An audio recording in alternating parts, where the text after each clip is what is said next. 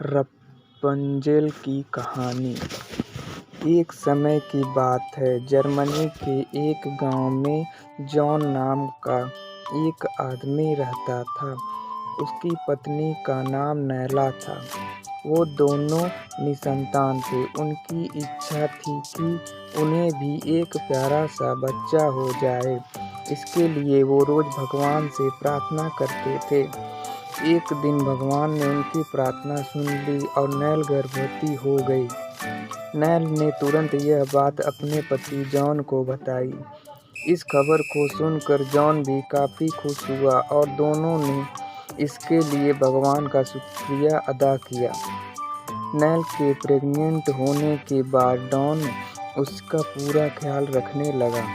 वह उसकी हर छोटी बड़ी ख्वाहिशों को पूरा करता था। एक दिन पति पत्नी दोनों एक साथ खाना खा रहे थे, लेकिन नैल की तबीयत थोड़ी ठीक नहीं लग रही थी। इसलिए वो वहाँ से उठकर बालकनी में ताज़ी हवा खाने आ गए। यहाँ उसकी नज़र एक छोटे से बच्चे पर पड़ी। उसने अपने पति से कहा, देखिए वो बच्चा कितना प्यारा है। इस पर जॉन ने कहा, हाँ वो तो सच में प्यारा है। फिर नैल बालकनी के दूसरी ओर देखने लगी। तभी उसकी नज़र रपुंज़ेल के पत्तों पर पड़ी। उसने कहा, वाह, रपुंज़ेल के पत्ते कितने ताज़े ताज़े हैं। काश ये मुझे खाने को मिल जाते। यह सुनकर जॉन घबरा गया।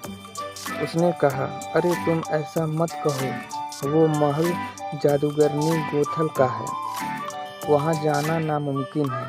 वो अपने बगीचे में किसी को भी नहीं जाने देती। तुम उसकी जगह कुछ और खा लो। नैल नहीं मानी। वह जिद करने लगी कि उसे रपुंज़ेल के पत्ते खाने ही हैं। पत्नी की जिद के आगे हार के जॉन जादूगरनी गोथल की हवेली में गया और उसे रपुंज़ेल के पत्ते मांगने लगा। इस पर जादूगरनी गोथल ने कहा, तुम्हारी हिम्मत कैसे हुई यहाँ आने की? तुम्हें कोई पत्ते नहीं मिलेंगे। निकल जाओ यहाँ से। इतना सुनकर जॉन मायूस होकर वहाँ से निकल गया। तभी उसके दिमाग में एक तरकीब आई।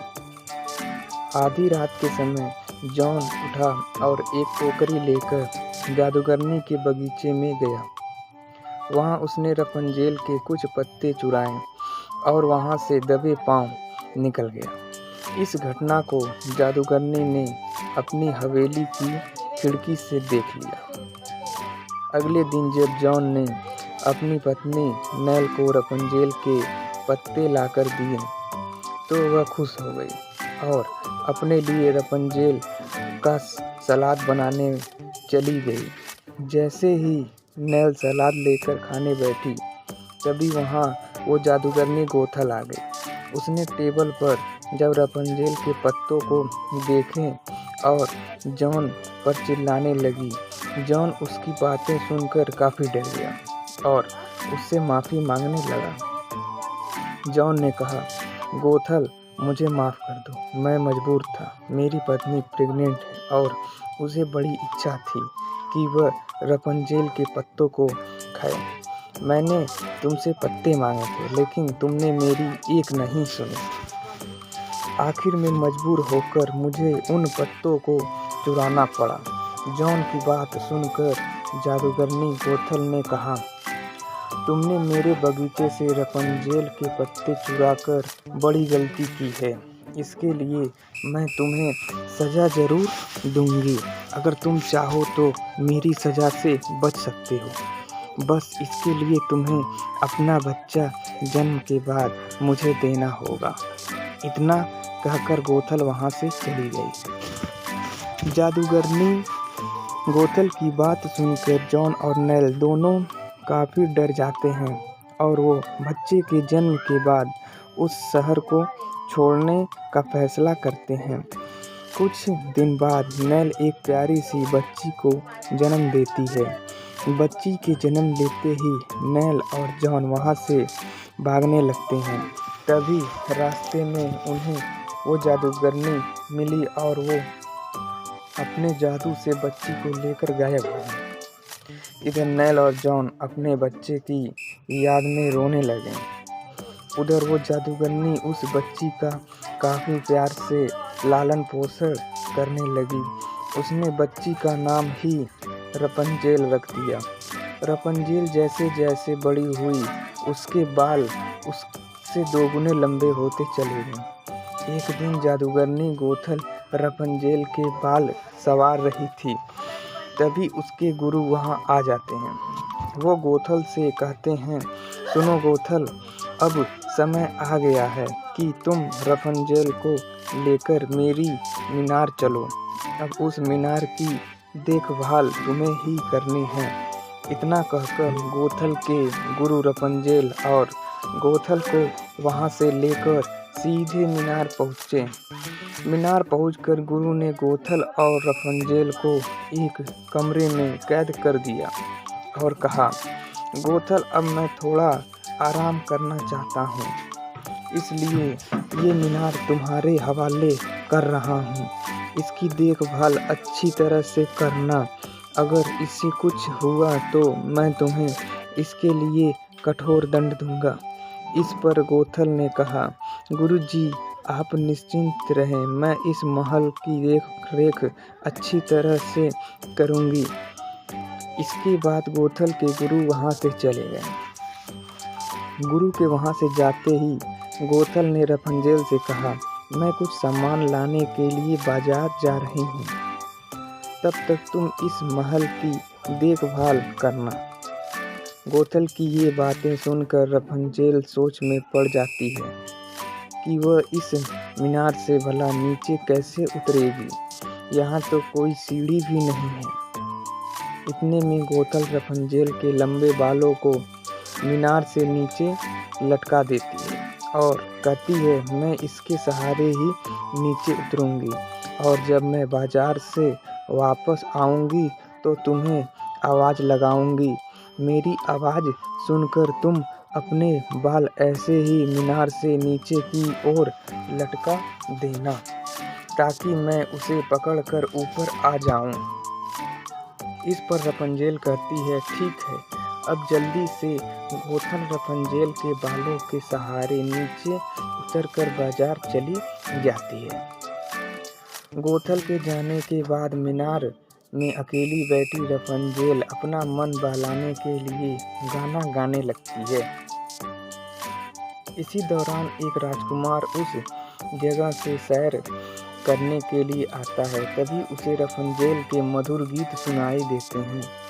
उसकी आवाज़ सुनकर राजकुमार को सोचता है कि इस सुनसान जगह पर इतना अच्छा गाना कौन गा रहा है। इसी सोच के साथ राजकुमार उस आवाज़ की ओर चल पड़ता है। इस दौरान उसकी नज़र मीनार पर पड़ती है। राजकुमार वहीं पेड़ के पीछे छिपकर रपंजेल का गाना सुनने लगता है। इतने में वह देखता है कि गोथल वहां आती है और रपंजेल को आवाज़ लगाते हुए कहती है, अपने बालों को नीचे गिराओ।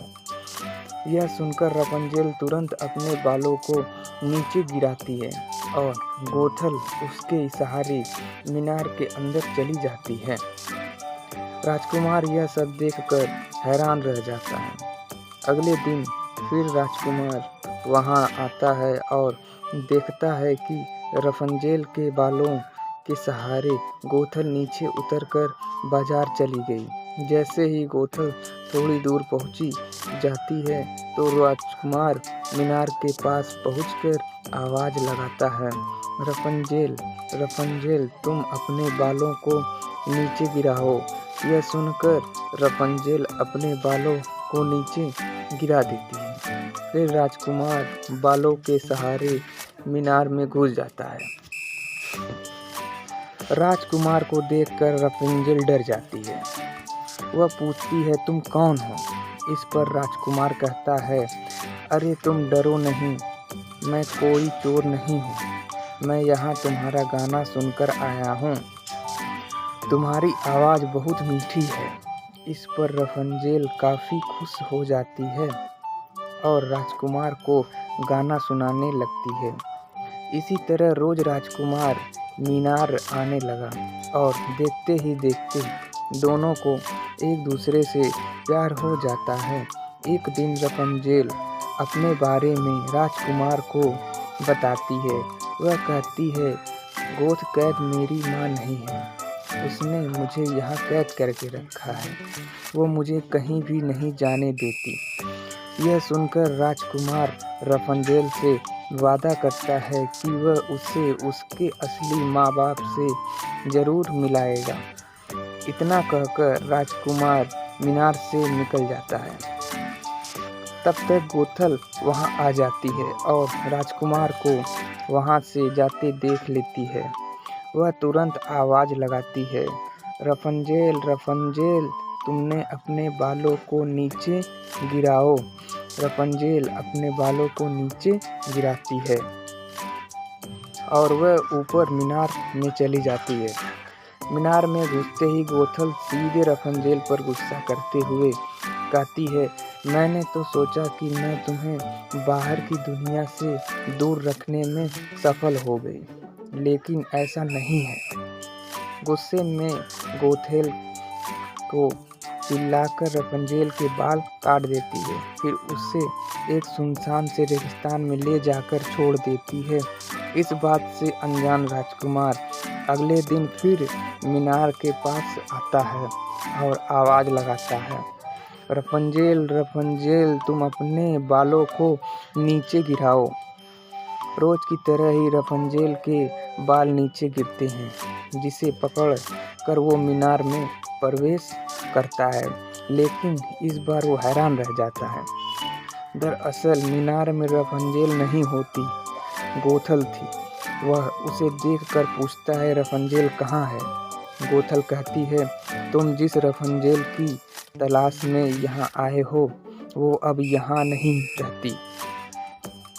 इतना कहकर गोथल राजकुमार को मीनार से नीचे फेंक देती है। इस घटना के बाद राजकुमार बुरी तरह से घायल हो गया, लेकिन फिर भी उसने हार नहीं मानी। वह अपने सैनिकों के साथ रपुंज़ेल की तलाश में निकल गया। कुछ देर तक यूं ही भटकने के बाद राजकुमार उस रेगिस्तान के पास पहुंचा। तभी उससे रपुंज़ेल का गाना सुनाई दिया, जिसे वह अक्सर गाती थी। वह खुश होकर गाने की ओर बढ़ने लगा।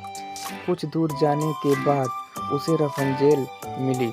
वह काफ़ी खुश हुआ और उसे अपने साथ लेकर मीनार की ओर गया। मीनार पहुंचकर राजकुमार ने अपने सैनिकों को उसे तोड़ने का आदेश दिया। गोथल ने सैनिकों को रोकने की बहुत कोशिश की, लेकिन वह सफल नहीं हो पाए। इतने में गोथल के गुरु वहां आ पहुंचे और जब उन्होंने मीनार को टूटते हुए देखा तो गुस्से से लाल हो गए। गुरु ने गोथल को कठोर दंड दिया और वहां से गायब हो गए।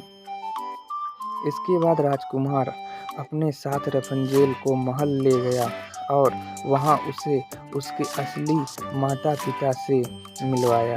अपने माता पिता से मिलाकर रपुंज़ेल बहुत खुश हुई और राजकुमार का शुक्रिया किया।